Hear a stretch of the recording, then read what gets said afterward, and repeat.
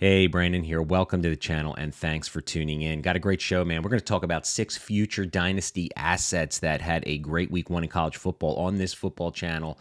Each and every week, my podcast co-host Jason DiRienzo and I are going to be talking about our Dynasty future Devy risers and fallers throughout the season. So this is going to be a weekly show we're going to be putting out on the channel, so be sure to hit that subscribe button so you don't miss an episode going forward. But if you play Dynasty, man, and you're going to look and you want to take an early glimpse of the 2024 rookies, 2025 draft classes to see what the value of those picks are and see what kind of exciting players are in the pipeline, this is the channel for you. So please hit that subscribe button. So I'm going to turn it over right now. I'm going to insert the podcast feed with Jason and I. We're going to give you 6 risers, a little too early in the season after week 1 of college football to talk about fallers right now because it's so early in the season. But we're going to talk about 6 guys here that we think had a great week 1 of college football that are ascending values in Devy that could possibly hit our future Dynasty rosters. So enjoy the show. All right, Jason, let's get to our Devy stock report section. We're going to talk about 3 players each that we feel week 1. We're not going to talk about guys that maybe have fallen off because it's way too early to do that. We can't talk about players not living up to the Devy hype after week 1, but we can talk about players who we feel maybe did a little more than we thought and kind of emerged in, could we say, maybe a breakout week, right? So I'm going to go first. I'm going to talk about Alabama wide receiver Isaiah Bond. All right. We know he led the team in targets with 6, 5 receptions, 76 yards, and 1 TD. He had one really nice long vertical deep post pattern for a touchdown. Where's number 17? And I'm telling you, you look at him, he kind of looks like a baby Waddle. Not saying he's as good as Jaden Waddle, but the guy is physical. There was his first reception on the left boundary. When he got the ball, he immediately turned up field and he went and approached a defender and gave the guy a lick and put him on his ass right at the boundary. And you know me and physical receivers, Jason, that had me at hello. But could this guy be the number 1 receiver for Bama? I mean, he looked twitchy. He looked like he was a good route runner.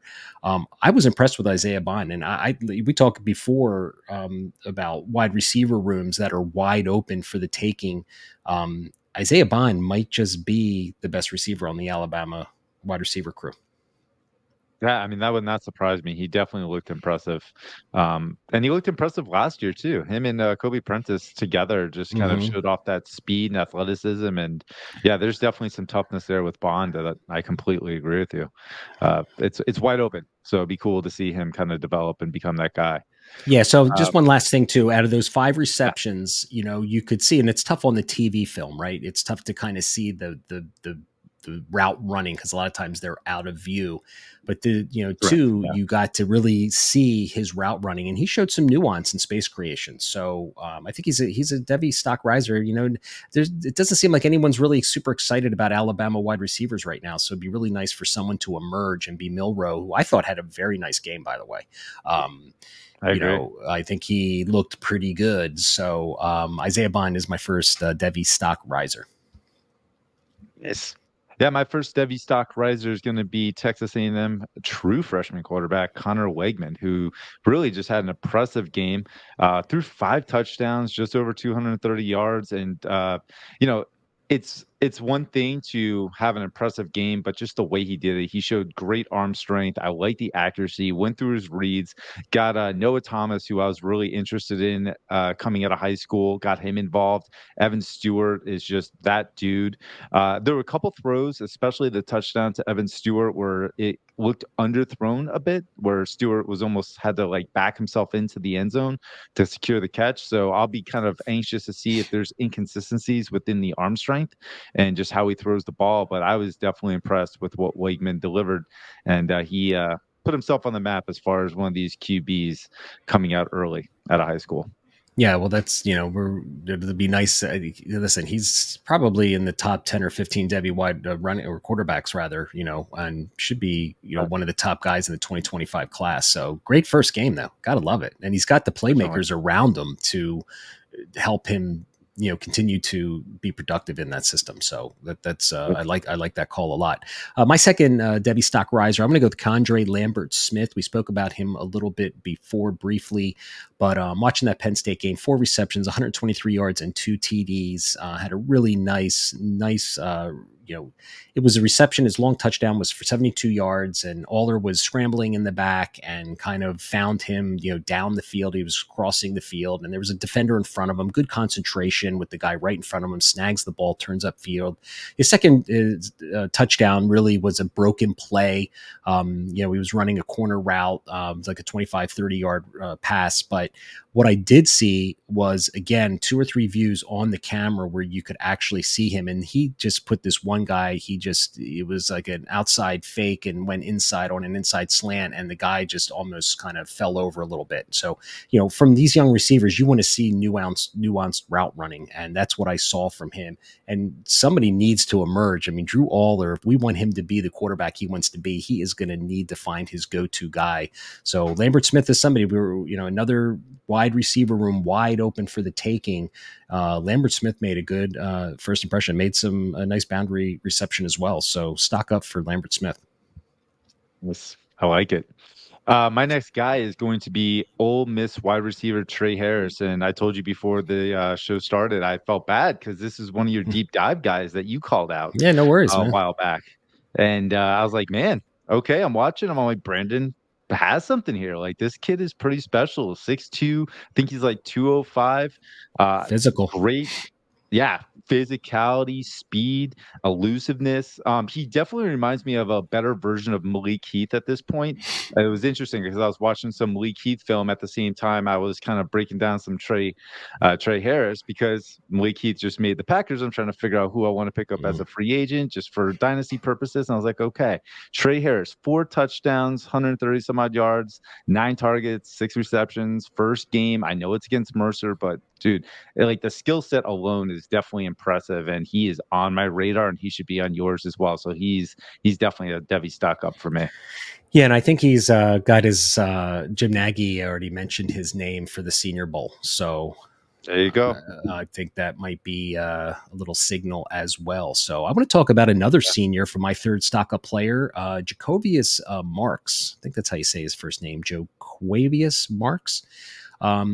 Yeah, that's a Man, tough one. I'm not sure either. yeah, and me and names. I'm not the best at them, but I can tell you what, this kid had a Yeah. great game. Mississippi State, good size, 5'10", 210 pounds, ran 19 carries for 127 yards, 6.2 average, and 2 touchdowns. What was most impressive was his ability to catch the ball. He had 4 receptions for 59 yards. I like this game. I'm going to watch a little bit more. I can't say that I've watched every run, but this is a guy that I'm going to put kind of on my running back kind of watch list as we head out of week 1 here into week 2. Last year, in 2022, he averaged 5.2 yards per carry, and he had 48 receptions. I think the year before in 2021, he had 60-something receptions. So this is a back that could be a just back end kind of running back as we go into our rookie drafts next year, who just might get that day 3 draft capital. And who knows, if he continues to play well, could be an early day 3 pick that is kind of one of those, top 10, 15 running backs. But really impressed with what I saw. Runs with a lot of, good pad level. He's tough. I saw some lateral ability. I saw some kind of breakaway, contact balance and yards after contact. So he seems like a tough runner. So Marks, I can't say that I watched a lot of him, but I'm going to put him on my sleeper kind of list here, and I'll be making some films throughout the year for the YouTube channel for sure to see. I'll be keeping my eye on him as we move forward into week 2. Nice. Yeah, he's a good name to throw out there because he could really turn into something special. Mm-hmm. So my last Devy stock up guy is going to be USC wide receiver TAHJ Washington. Started his career first 2 years at Memphis, came over to USC. And it's interesting because we had been talking about how crowded this room is, and couldn't imagine somebody just kind of finding a way to get targets or even just get on the radar outside of, the Brendan Rices and Zachariah Branches and Dorian Singer. And it's like TAHJ Washington has really just showed out, and it's his yak ability that I'm really impressed with. Mm-hmm. Shows great speed. He's not the biggest guy, Right. 5'10", 175, 180 pounds, but I do think that there's definitely something special here with him, and I think Caleb Williams is seeing that, and so is the coaching staff. So Taj Washington, I just feel like he's going to be a guy that is going to continually pop off, and it's just time to take him seriously that he might actually develop into a Devy player that we might have on our radars come NFL draft time. Dude, I love that call because Taj Washington is someone who I've always admired. I mean, even last year he was productive. I mean, he Yeah, had his he three looked or good too. I just yeah, didn't know what he, to make of it. yeah, exactly.